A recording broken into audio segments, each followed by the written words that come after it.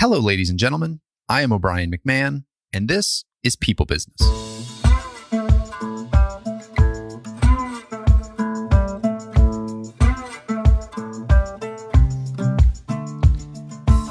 In this episode, I'm joined by Rebecca Ryan and Libby Castro. Rebecca is a professional futurist and the founder of Next Generation Consulting, and she has been a guest on this podcast before where we talk about what it means to be a futurist and how to think about the future.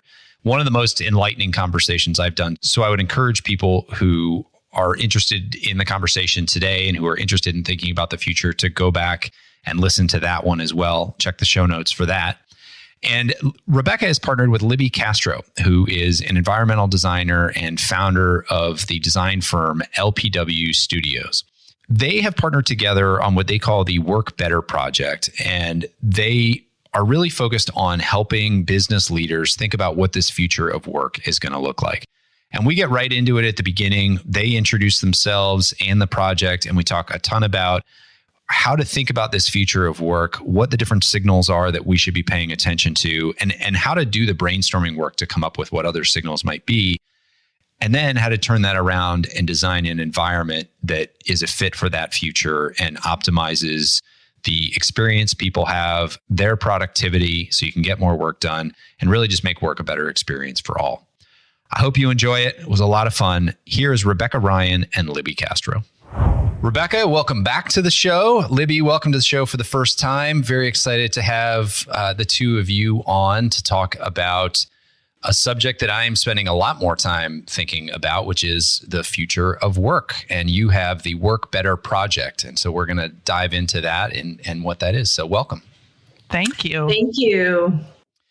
Well, would love to just start out at the beginning and just have each of you introduce yourselves and your background, and then just explain what is the Work Better Project and how did you two come to be doing this together? I'll start. I feel like I'm the senior on the team because I've already been on the People Business podcast with O'Brien McMahon. Rebecca Ryan, I'm a futurist and an economist. And the work I primarily do is with communities thinking long term about who their future residents are going to be, how they're going to live, what kind of jobs they're going to have, how technology is going to impact regional economies. So basically just trying to help communities plan for what's coming, not for what's past. Yeah, and my name's Libby Castro. Thanks for having me on, O'Brien. This is really great to be here. I'm an interior designer, so I am a co-owner and co-founder of LPW Design Studios, and we call ourselves an integrated branding firm because we have graphic design, which covers environmental graphics and things like that in commercial buildings mostly. And then I head up our interiors department. I'm actually a trained architect, so I kind of cross over to that as well, but we collaborate with a lot of architects throughout Milwaukee, but throughout the country, actually. So we work on fairly large commercial buildings, and workplace is one of our lines of work that we do. And that's where Rebecca and I met 20 years ago. I was working for Interior Investments, and we met and started a long-lasting friendship. And we always talk about these things. You know, we talk about, I'm so interested in the work that Rebecca does, which is usually initially with clients that I have too, where she finds out really what their values are, how they tick, and how they want to go about the work. And then while my work is largely part of the built environment, that information or that background of why they do what they do is really important to me too. And so that's how we gelled and started talking about this. COVID has given us this completely new landscape to work with when it comes to working. And this idea of remote working is exciting, but can be also very daunting especially for CEOs, presidents, leaders. And the larger the corporation, sometimes the harder to figure those things out because you've got a lot of different people wanting different things. So that's what we're doing here. We are trying to help people communicate. We're trying to help people figure out what is their best way forward in this environment that nobody's ever experienced before. Fantastic. And so is that really what the Work Better project is? Like how would you define the Work Better project itself? So this is Rebecca. I mean, my take on this is Libby and I, in our conversations, we realize that our work is really overlapping. People are trying to figure out what the future is going to be. Will workers come back? How are they going to come back? What does this mean for the future of my business? How is AI going to transform my business? What is going on with the future of the supply chain and global trade and all that? And Libby is responsible for designing the built environment. So together we were like, wow, this is an opportunity for us to put both of our domains of expertise together. So we created this thing called Work Better. That was the original name of this 3-part series that just started as 3 white papers that we wanted to put into the world. And then we were like, how are we going to talk about this? So we just did it really like low intensity. We created a project on LinkedIn. We call it the Work Better Project. And we're just having an ongoing conversation on LinkedIn with people who are either trying to figure this out or they need a place to talk about what they're trying to do. Or has anybody else seen this?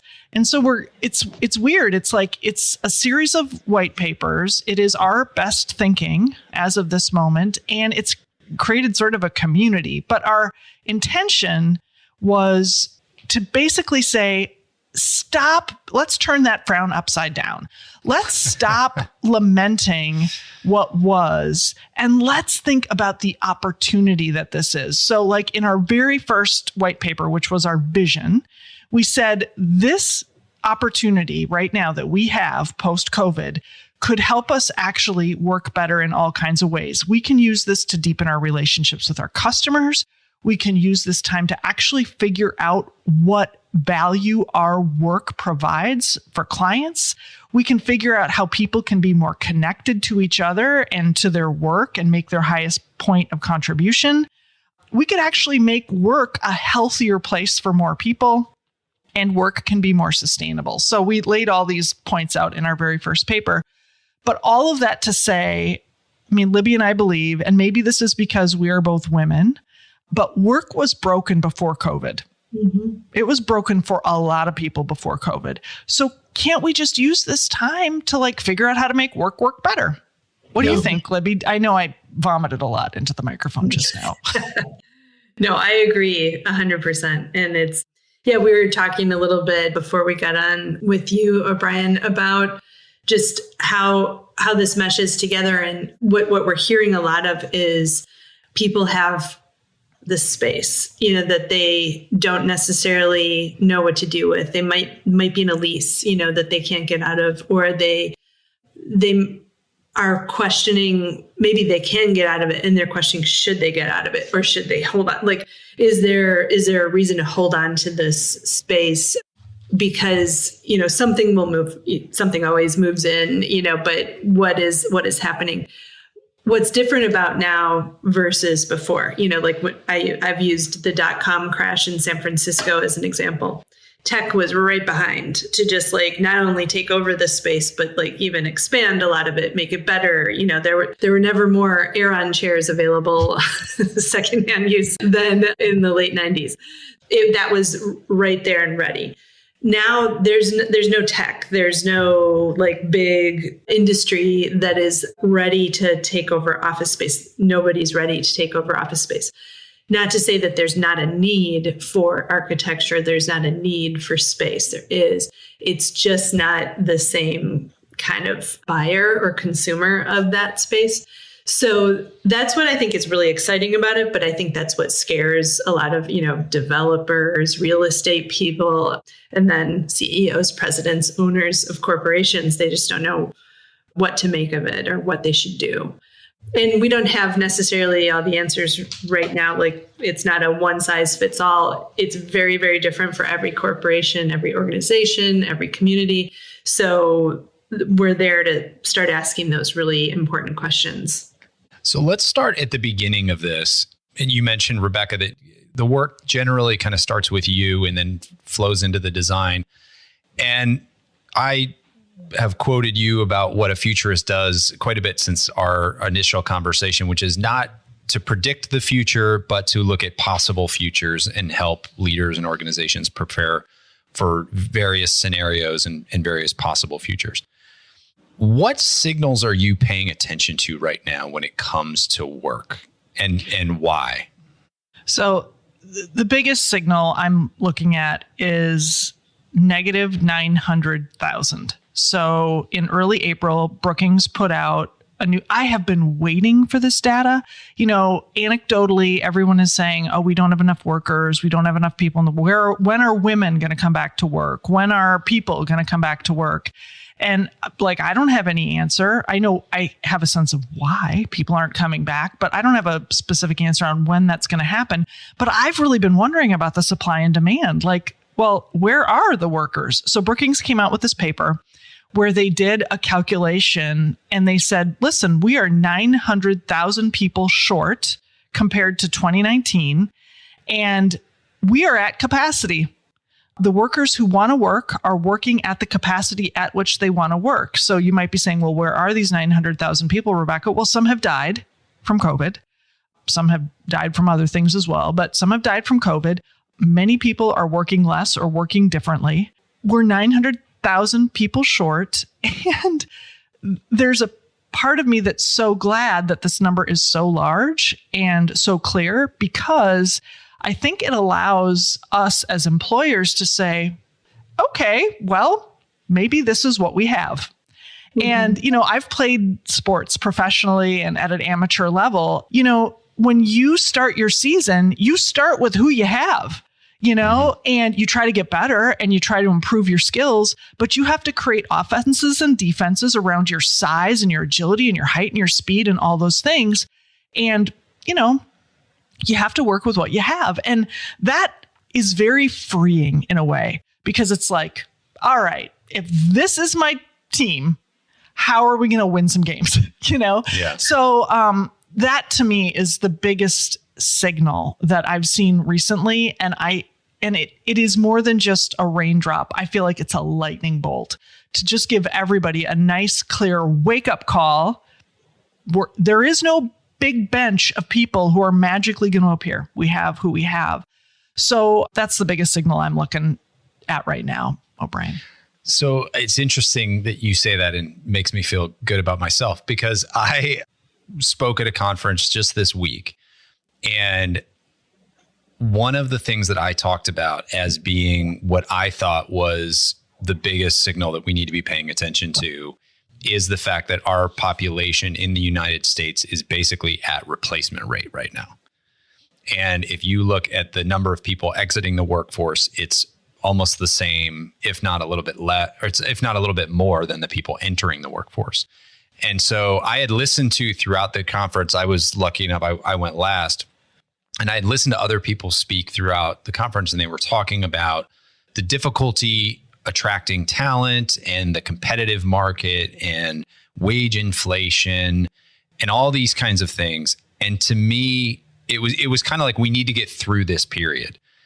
And I'm looking at the data going, there is no through this period. Like this is what it's going to be for at least the next 30 years until we start generating a lot more human beings, which I don't know that we're going to do. And so to your point, I do think from everything that I've seen and read and come to understand, like, yes, you can always go out and find new people. It's not like you're set with the exact employee base you have now, but all these dynamics of the pressure on the recruiting market are only, to me, it seems going to get worse. We're either going to see people not recognize that, and it's going to lead to all kinds of crazy stress in the workplace, or leaders are going to recognize it and try to do something different to overcome it or to deal with it. I think that's a really good insight. And it also, like as a futurist, we always think about plausible scenarios, and it's a nice way to paint two plausible scenarios. There are far more than two, but the first one that you painted are employers who are going to create very stressful environments because they're going to want to grow, and they believe that it's just a matter of hiring more people. In the meantime, the ones you have are going to be doing a job and a half, a job and 2/3, 2 jobs.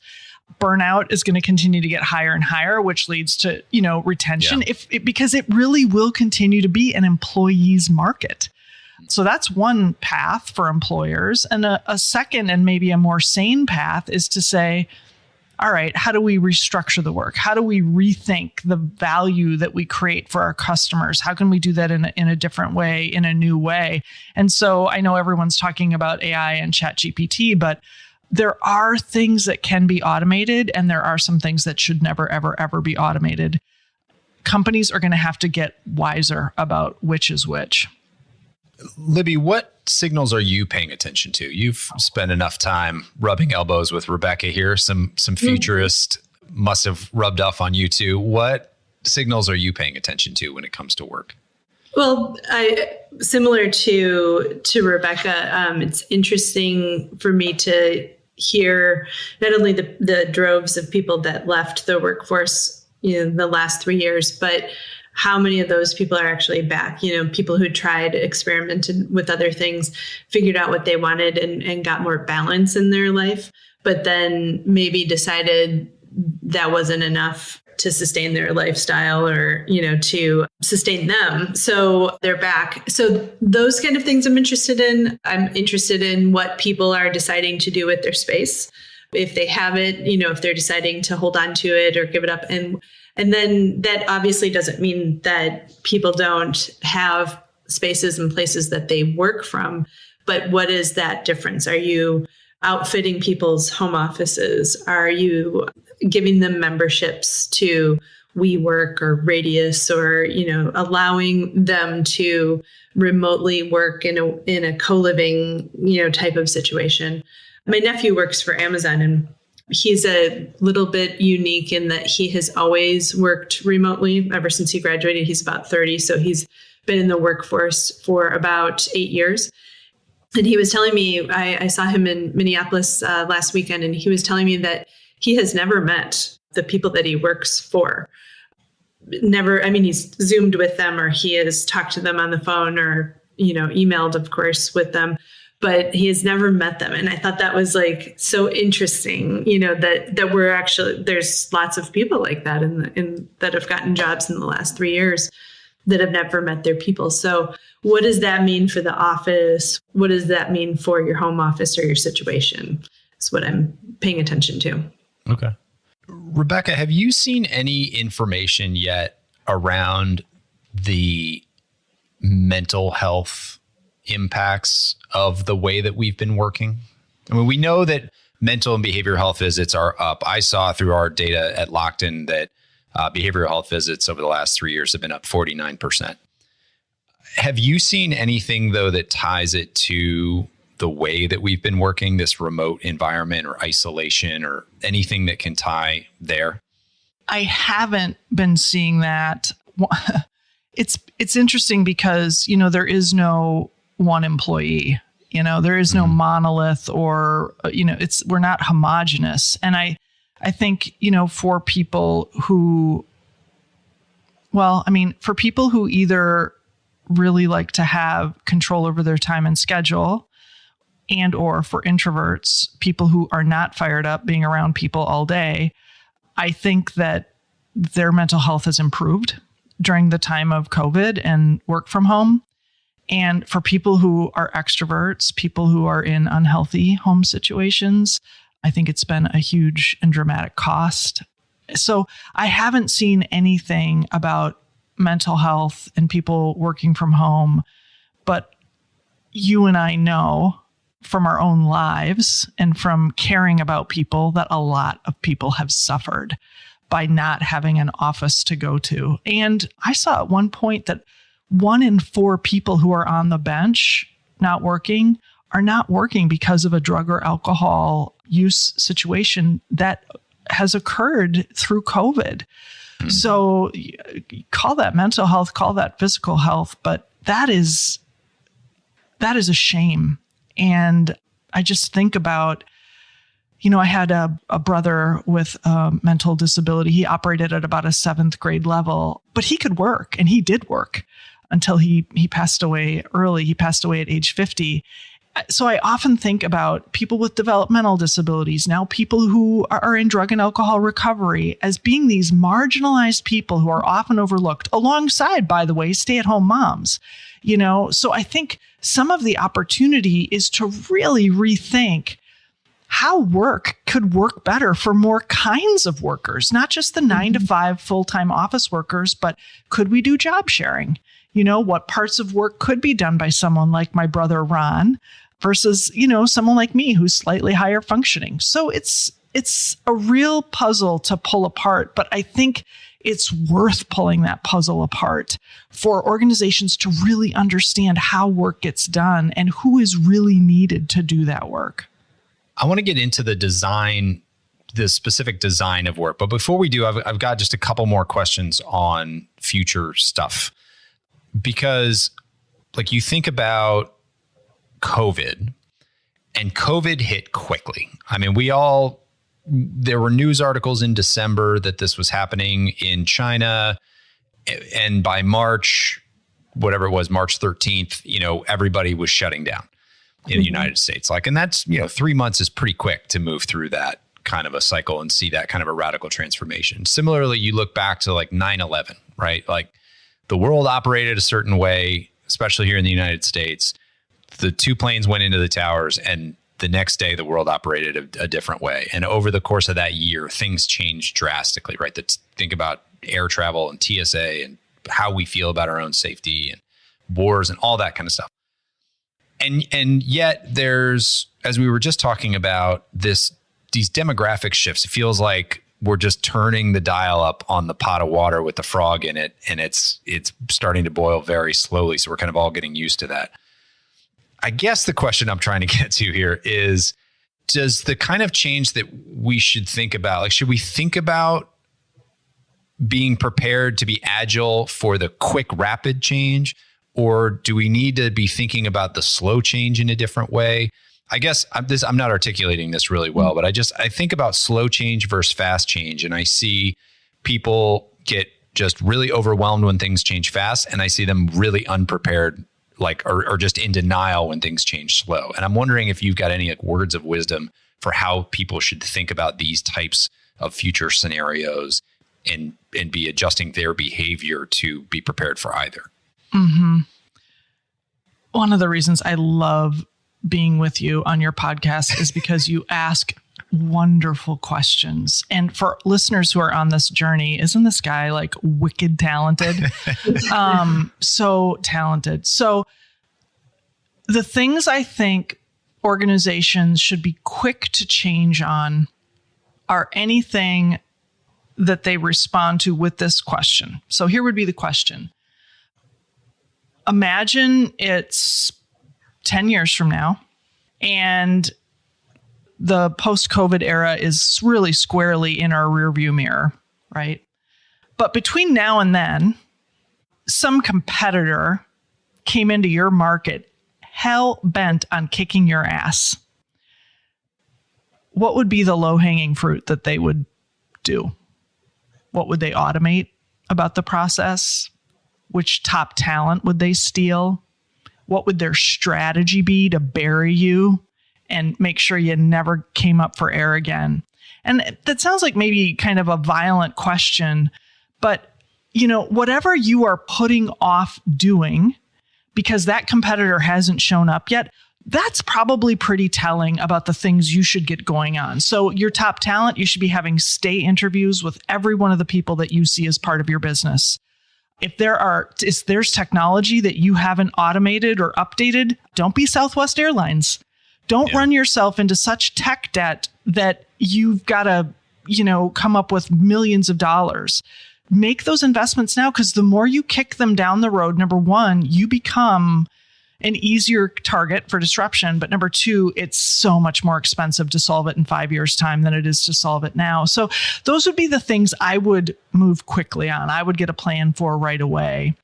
And then the other things, what I would do, again, as a futurist, is I would just get some of my best people together, especially the weirdos who don't see the world the same way I do. And on the regular, maybe it's once a month, I would just get people together and say, what are you noticing with our customers? What are some of the weak signals that we're starting to see blinking? Are there movements out in the competitive field? Who might be moving into our territory?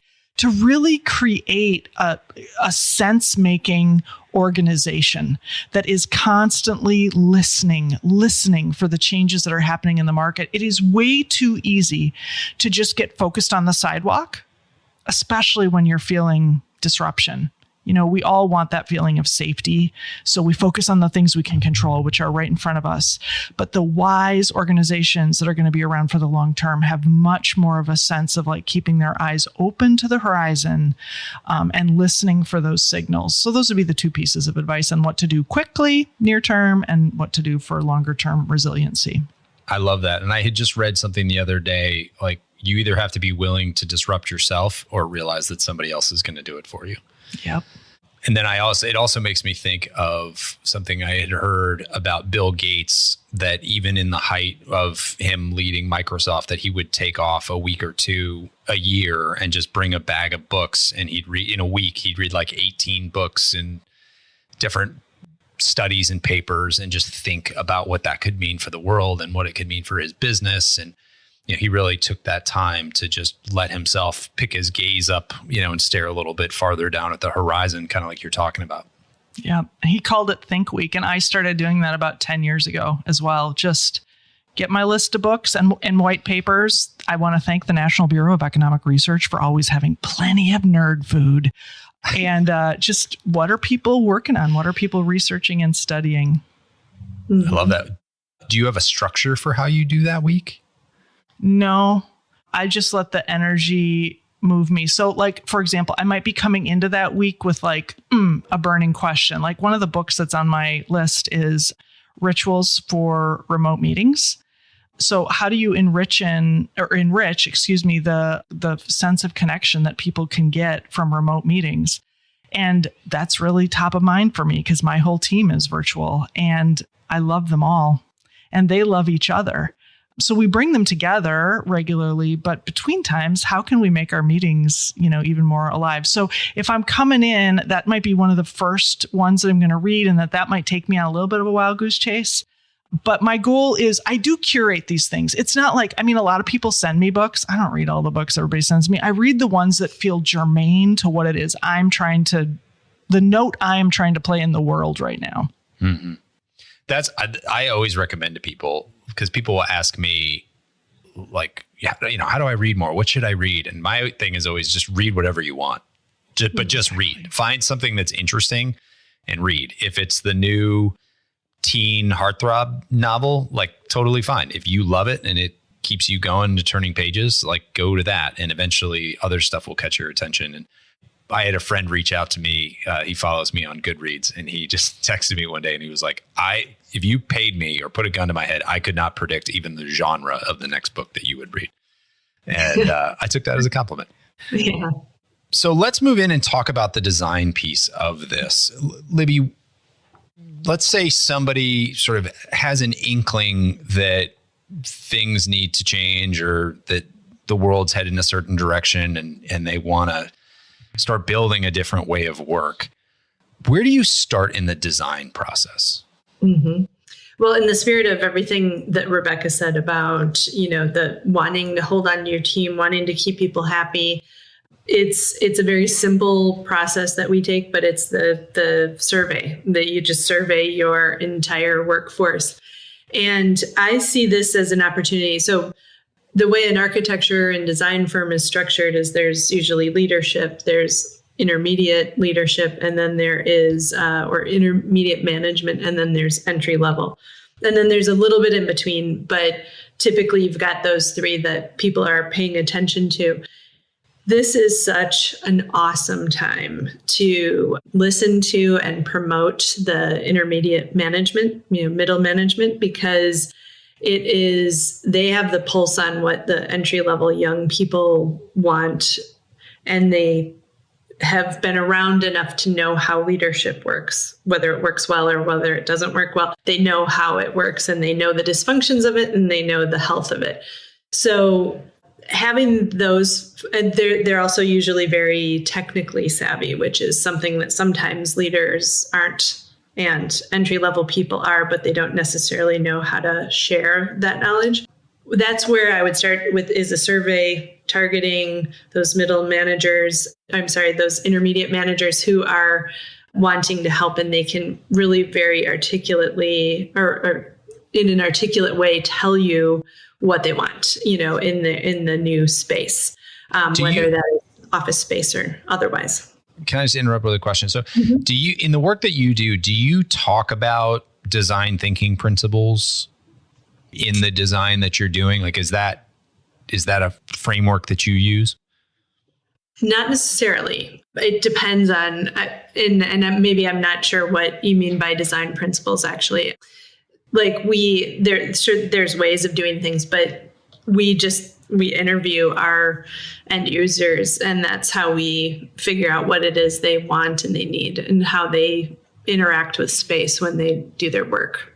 So design thinking in and of itself is a discipline that I'm paying a lot more attention to. And there are 5 steps to design thinking. There's empathizing with the user. There is defining the problem, ideating on a solution, prototyping those solutions, testing those solutions, and then choosing, whatever the final result's going to be. And I mean, you started with the first one, which is why it prompted me to ask the question if you were using it specifically. I think intuitively, a lot of people who are designing things, intuitively, it makes sense. Well, let's go ask the people, and then let's figure out what they need, and let's come up with solutions, and let's create them and test them. I mean, it's not rocket science here, but I've been paying more attention to the impact that can have when you do it purposefully. And so that was why I was curious. But I mean, the first step there is empathize, which is what you're talking about. Like, go out, get with the people who are going to be the end users. In this case, your employees who are who are the ones doing the work, having the work experience, and figure out what it is that they want. Yeah. And what they struggle with. Yeah. And in article 2 of the 3 articles that we did, we outlined a lot of those questions of, where we start. And it is that the root of the problem is always, what do you do? And then how do you do it? And so then that helps us design the right space to have people be the most effective.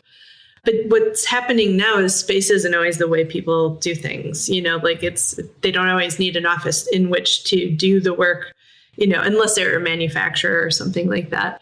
But, now it's more about how do you collaborate with your team, and does that have to be in person? Could you have better tools that are virtual?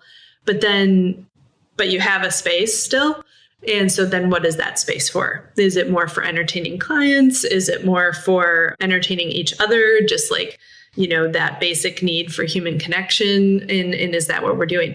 So that then, when we figure out what people are doing in that space, then that helps us design. And so I'm seeing things right now, like what used to be a conference room or a boardroom is now a fireplace with a mini bar nearby and really nice chairs that have tablet arms on them, so that sure, you can do some work, but you're doing work while you're socializing and relaxing and getting to know your coworkers. That's what we're using the office for now. It's more of an entertainment place or a hospitality oriented place. Okay, I got a couple levels of questions there. The first one is one of the points you made, which is you have to understand how you're going to use the space, which means you're going to have to understand how work is being done. Mm-hmm. How do you help organizations think through the way they're actually working? Just with the questions, that we ask, that get to who's responsible for certain things, in your daily lives, and how does that information get across to your team, to your customers, whatever the problem might be. So then that kind of helps in deciding what type of space can best provide that. And sometimes it's not space at all. It's like, I need a better, faster computer. I wait for 15 minutes to try to get on these Zoom calls because my wireless sucks, like that kind of thing. And that's what we find out, and we actually find out a lot about people's personalities too, their tolerance level. Like we did an office and it was the January of 22, they were moving in. And so we were working on it in 21. And, when we first started asking the CEOs and the principals, we said, how often are people going to be able to work from home and how often are they going to be in the office? And they just everybody's going to be in the office all the time, like full time, starting June 21st, and it was like, okay. And so we were like, well, we had a bunch of questions about the remote work scenario. Is it okay if we ask those, or is this like a policy that everybody has to come in? And they're like, no, you can ask it. So it changed. And I said, okay, so we can ask it, but then are you going to cater to that? We're going to do anything about it. Yeah. Yeah. I mean, so they said they're just as curious as we were. Please ask all those questions. So it changed really everything that they first initially came to ask us about, because it turned out that a lot of those people wanted to work from home. And I was like, I can't wait to find out who so-and-so is, because he was mentioned a bunch of times for being a loudmouth in the office, and so it was funny to kind of see what people, because these are all surveys that come directly to me and they have an option whether or not they want to put their name on that. So, you can kind of say whatever you want. And normally when we would do these things in the past, they were in person. And so, Rebecca's not going to say something about me because I'm right there. And perhaps she doesn't want me to know that she's annoyed at how much I talk on the phone or something like that. So it's really cool in a way, like the technology has changed this so that we can have more anonymity to the things that we say and really ask for what we want. And if I could just jump in, our second paper gets into these 9 questions that everybody should ask their employees. And about half of them, and we talk a lot about the 2 C's. One is connection. Work should be a place to have a connection to other people, but also to have a connection to the purpose of the work, right? So how connected do you feel to work, and how does that happen for you? And the second C is contribution. How do you play your one unique note? So we ask people to even look at their diary from the last week, their schedule, as we say in the US, their schedule from the last week. How much is head down work? How much is head up work? How much is with one other person? How much is with more than one other person? Is it remote? Is it hybrid? Is it all in person?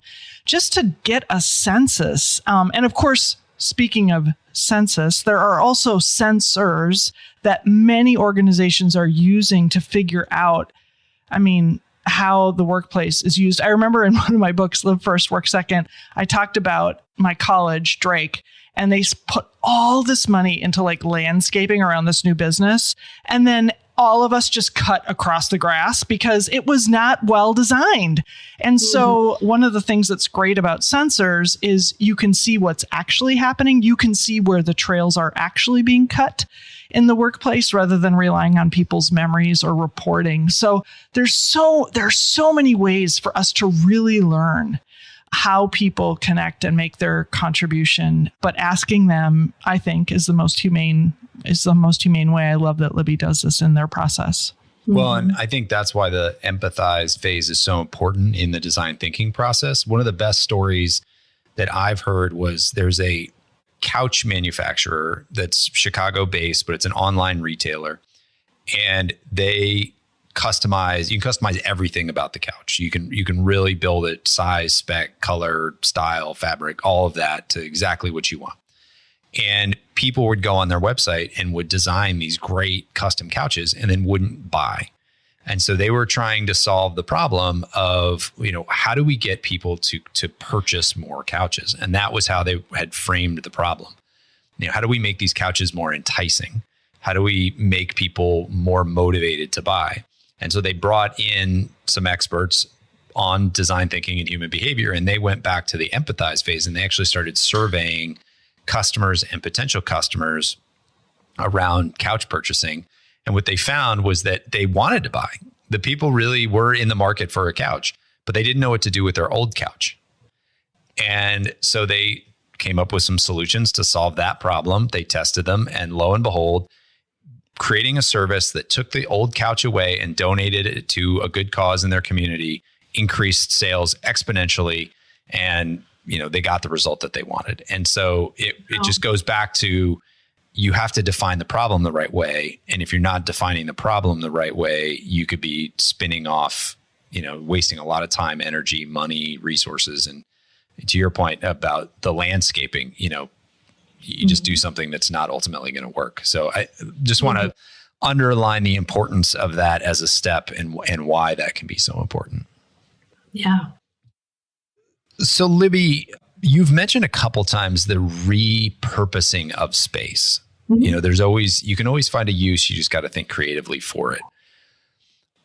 How do we do this? Because we have some very specific thoughts. Those of us who have been in the workforce, work is done a certain way. Maybe we could think about more collaboration, or more social hours, or things like more of the things that we already saw in the workplace. Mm-hmm. But the way that you're saying it leads me to think that like there could be also some radically different ways to use the space that we've got. So how do you help leaders who are making these decisions think through a more radical alternate set of options? Well, so part of that, of course, I would love them to go the radical route and like, let's redo all this whole thing but burn it down, do it again. Yeah.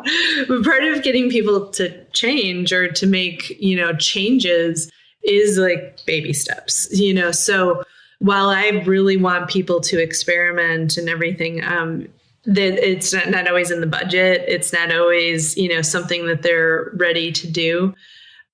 Some people don't have offices that can be shared. There's financial information or something that's going on, in financial, say, offices. There's financial information flying around. You can't have necessarily a artist of residence program, where a bunch of artists come through and share your space and everything. It's great if you can, or it's great if you have those opportunities to do that. So I always love creative things like that. But if you don't, it's like, what do you have the capacity to do and understand? Do you want to start with repurposing and changing around what we already have, without, demolishing any walls or anything like that? Could we just start rethinking and reusing some of the furniture? And then if you're really not using your desks anymore, for instance, or you're really not using your office chairs anymore, what can be done with them and where can they go? And like, so smaller things like that don't cost a lot of money are a really great way to start, with the plan to maybe do something a little bit more radical. When you are ready, then let's talk about getting some artists, and like maybe we can section, since you have sensitive information over here, maybe we could section off another part of the office that would require a key card to get into some of these other areas. And I think that's really fun. Or what about asking one of your collaborators or vendors, to start sharing space, or start coming in and collaborating with you 1 or 2 days out of the week or something like that. So you're starting to share the space. Maybe they are giving up their office space, so they don't need that much space from day to day. They work mostly remotely, but we have this conference room that you can use anytime you want, because we collaborate with each other. So just thinking about different ideas to be creative is great. And if they have the budget for it, or if they were going to move offices, or if they were going to start a new building anyway, now's the time to rethink that opportunity and take, that time and those resources into consideration in a different way. I have two kind of radical examples. One is the Grand Rapids, Michigan Chamber of Commerce. This was pre-COVID, but I bet they are just like fist pumping right now. They moved all of their offices to the second floor and above, and they opened up the main like retail first floor space to be just a drop-in coffee shop. They've got little huddle spaces, and they opened it up to all of their members and entrepreneurs in the community. Like, just come in and use the space. You're already working at Starbucks or our local coffee shops. Here's another opportunity. And it was so enlivening for the chamber execs, right? Because as they would come to work, as the chamber staff would come to work, they'd bump into their members. And it was just all of these lovely spontaneous opportunities. And then a couple weeks ago, I was on the horn with a major employer. They own a utility. They have an enormous office space that they created post-COVID to be a huddle space that people could just use on the by, because their main office space is really dated. It's not inspiring. It really needs a massive renovation. And they wanted to give something nicer to their employees to kind of come in and huddle. And he said less than 20% of the space is being used. And they have all the data on all the technology that's being used, the rooms that are being used. And he's like, I'm not sure what to do with this. And I was like, hey, Kevin, like, you guys have been talking for a long time about how you want to bring more kids, and especially kids of color, into this profession, into this industry. So you already have partnerships with like 3 of the local high schools. What if you partnered with the Boys and Girls Club, or partnered with an after-school program provider, or a STEM like startup, and you dedicated a bunch of the space and made it feel really special and electric and bright and vibrant. And that way, these kids, without, they would just have just this ongoing exposure to your utility. And you don't even have to program something special. You could just host them in the space. And, and so for him, he was like, oh my God, I would never have thought of that. So space is a blessing. If you have space, it is a blessing. And just to think about, from a broader perspective, what does our organization stand for? What are the key partnerships in our community, the key relationships we want to continue to nurture and develop? And is there a way that our space could do that? Maybe some people sublet, maybe some people don't. But I think there are a lot of opportunities here if you're open to looking for them. Mm-hmm. And those kind of conversations, Rebecca and I were actually talking about that very example before. Those kind of just offering up, like, what if you did this or what if you did that?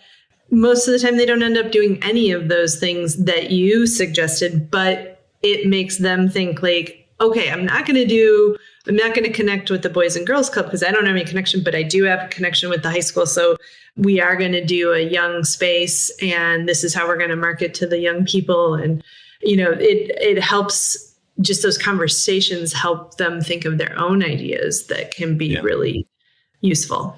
Well, I'm a big fan of trying to come up with the biggest, most audacious idea that you can, and then figuring out how close to that idea you can actually get in reality. Yeah. That's how I proposed to my wife, actually. My wife is a ballet dancer and was a member of the Joffrey Ballet. And I had the idea to, when they were taking their bows for a show, go out and pull her out of the lineup and propose on stage, which did not happen. And rightfully so, that would not have been a good idea. But I was able to, after the Christmas Eve show, I had my whole family and her whole family come in to surprise her. And then after the show, they let me on stage and they lured her back to the stage. So we got to propose. We still got to propose on stage and have everybody come out and celebrate on stage, which was really cool. It wasn't the grandest vision that I had, but it was pretty freaking cool. And, you also must have been pretty confident that she was going to say yes. I was willing to bet on it.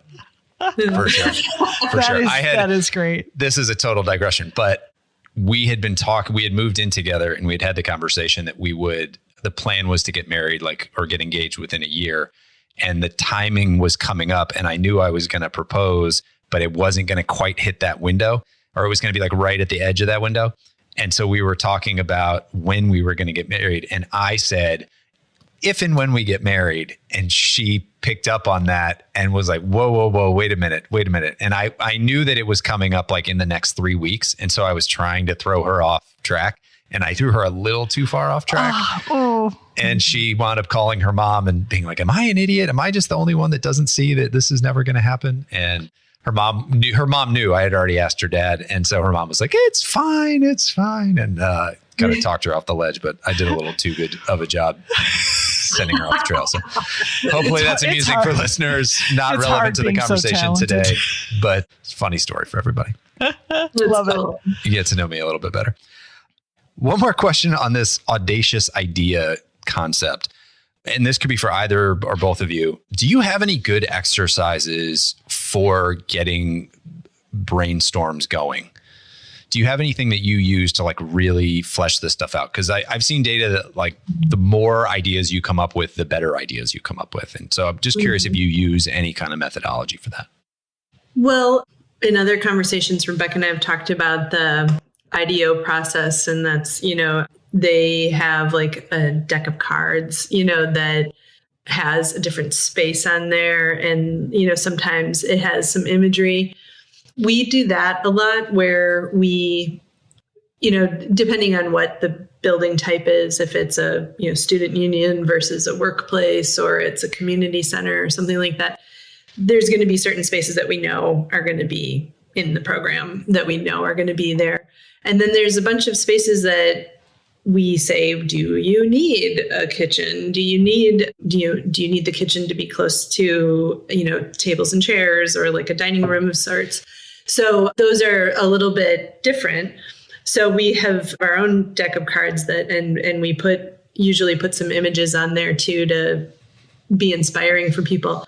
And we used to have people put into priority buckets, but they could do whatever they wanted. So we started doing, when we're together and we have a big engagement session like this, or if we do it virtually, we start to assign spaces to an individual. So like, here's 3 spaces for you, here's 3 spaces, and they're different. And then they prioritize, that one person is responsible for prioritizing it. And then we have a conversation as a group of if everybody agrees with, where these have been put. So that's kind of fun because it gets people, otherwise everybody goes for the fun stuff. Like, I want the gymnasium, that's I want the pool. And, that's what's important to me. And then you get all these spaces that are important, like storage, yeah. but they're not very exciting. They get sort of left off to the end. So we try to break it down like that, and then really understand how people use the space.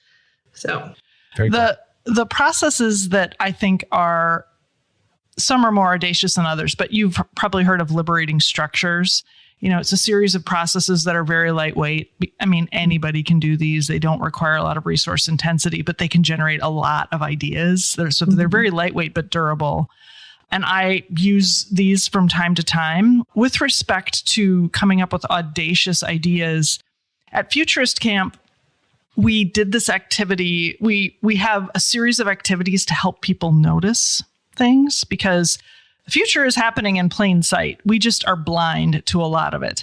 So always trying to help people just soften up and notice what's happening. And the most transformative exercise we have people do is where they interview a child about whatever we have agreed the domain is. So it might be about the future of American democracy. It might be about the future of downtown. In this case, it could be the future of where we work. And so the child needs to be, we like between 6 and 16. That's kind of the sweet spot. But interviewing a child is a big eye opener for people who are trying to think long term about some of these things. Yeah, that's a great idea. I love that. Really cool. The other one that I'll add in that I really like from a former guest and a good friend of mine, Aaron Deal, is the yes and, which comes from improv. And I've done this successfully to plan out a few Chicago SHRM conferences where we're trying to come up with themes and ideas. And it's really, you just sit around the table with a group of people and you're not allowed to say anything but yes and whatever your idea is. And you just set a timer and you just go and you just keep throwing out ideas. Yes and this. Oh, yes and this other thing. And it just keeps going and going and going. And you find that like it really does start to build on itself, and you can't, because there's no judgment and there's no like, well, that wouldn't work, or no, you do get some real like wild, wacky stuff, and people start to be willing to take risks. And I've used that one pretty successfully. Oh, Brian, that inspires me to think of to contribute one more, which is I've done this successfully. You do it for a finite, like you said, set a timer, maybe 15 minutes, depending on how many people are around the tables. But you have to think in questions. So you put the issue up on the wall. What we're going to talk about is the future of our space. you can have no ideas. The point is not to throw your ideas in. The point is to ask questions. Oh, that's brilliant. And it's a little difficult for the first minute or so, or for the first contribution or so, but then it just gets going and it gets juicy. I love that. What a great way. I mean, I think there's a book with the title, something to the effect of "Want a Better Life, Ask Better Questions" or something like that. But it really is like, if you can ask better questions, you get to all kinds of better outcomes. Fantastic. Yeah. This is fun. We could keep going, but I know we're getting close to time here. What is your goal for this project? What do you want to see at the end of this whole shebang? Well, of course, we want to work with you, and we want to work with anybody who is wanting to make some changes in their organizations. We would love to have the opportunity to talk through some scenarios and some things and help people communicate better, but then also help them utilize their space better, but also just as our title is, work better, like work better for whatever that means for your organization or your corporation or your city. Yeah. I mean, at the end of the day, we'd love to earn your business if you think we could help you in some way. But I am very happy with the work we've put out and the questions we've asked and the community that we're starting to build. And the reason is because I feel like, even though we've been through COVID, even though everyone who can has worked remotely for several years, people are still afraid to have this discussion of what the future of work looks like. And somebody needed to just peel the Band-Aid off and say, stop moaning about this. Let's look at what the opportunities are. So Libby and I are just committed to being optimistic, accessible, like what if question askers, because that's where the opportunity is. That's where the potential is for all of us to work better. And happier people are more productive. I love it. And I got to sign up for the next Futurist camp. That sounds right up my nerdy alley. All right. Last question here. Rebecca already answered this question the last time she was on the show. So Libby, I'm going to put you on the spot. We're talking a lot about redesigning work, what work could look like. What's the point? What is the purpose of business? What's the purpose of work in your mind? Yeah, the purpose, I mean, there are a lot of practical purposes, but for me, it's as a designer, I always say about, to myself, but also to students I have and other people that I work with, that we get to design our lives. And that means that you really get to ask yourself, what do I enjoy doing? What gives me purpose? What gives me the balance that I need? And how do I do that day in and day out so that I enjoy what I'm doing? And that can mean different things. It doesn't mean that, what you do is something that you have a passion for or you love. Maybe you love the fact that job that you do is 8 to 5. You leave it at work and you don't think about it before you get there. You don't think about it after, very tempted in the last few years to do something just like that myself. But no, I mean, it can mean a lot of different things. But to me, that's designing your life is really exciting. And as a designer, doesn't mean you always have to be designing. You could take that off in a direction of doing ceramics for a while, which, somebody I know has just done that. And it can really mean anything that makes you happy. I love that. I think that is a unique answer here on People Business. So I appreciate you sharing that from your design perspective. Rebecca, Libby, really appreciate you coming on the show. This has been a ton of fun, and I would encourage people to check out the show notes, click on the 3 white papers, which we will link to there, reach out to either or both of these wonderful ladies if they can help you solve some of these problems or think about the future of work a little bit differently. So thank you. Keep doing great stuff out there. Thank you. Thank you so much, O'Brien. It's great to meet you.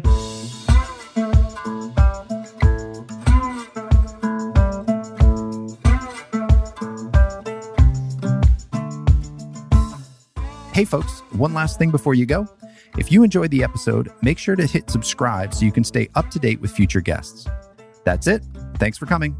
Go make the most of your business and the people in it.